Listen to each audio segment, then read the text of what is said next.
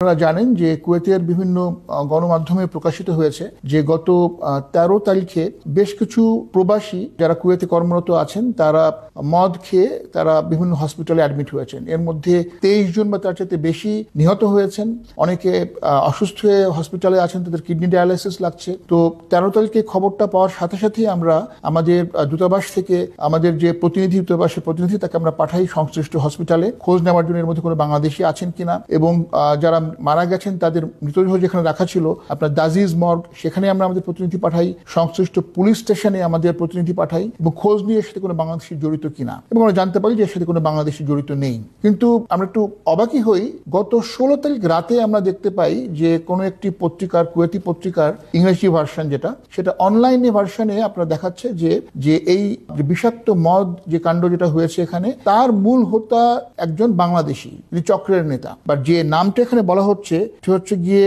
দেলোরা ব্রাকাশ দারাজি। এটা বাংলাদেশি কোনো নাম না, তো অন্য কারো দোষ বাংলাদেশের উপরে চাপানো হচ্ছে। তো সেই রাতেই আমি নির্দেশনা দিই যে পরদিন সকালে, অর্থাৎ গতকাল সকালে 17 আগস্ট 2025 সকালে আমাদের যেন দূতাবাসের প্রতিনিধি সংশ্লিষ্ট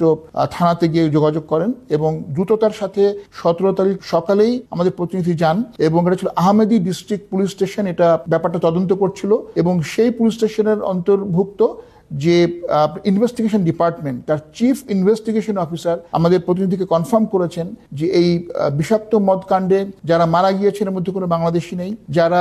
আহত হয়ে বা অসুস্থ হসপিটালে আছেন তার মধ্যে কোনো বাংলাদেশি নেই, এবং এই বিষয়ে যে 67 জনকে গ্রেপ্তার করা হয়েছে তার মধ্যে কোনো বাংলাদেশি নেই। তা আমরা নিশ্চিত হওয়ার পর দ্রুততার সাথে আমরা যে বিভিন্ন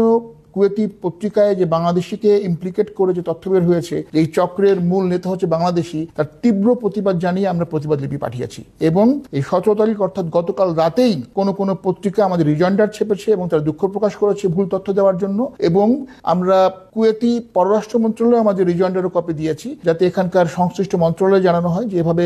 বাংলাদেশিদেরকে মেলাইন করা যাবে না, বাংলাদেশিকে যে দোষ তারা করেনি সেই দোষী বলা তাদের কোনোভাবেই এভাবে চিহ্নিত করা যাবে না। তো আমরা বাংলাদেশিদের স্বার্থ রক্ষার জন্য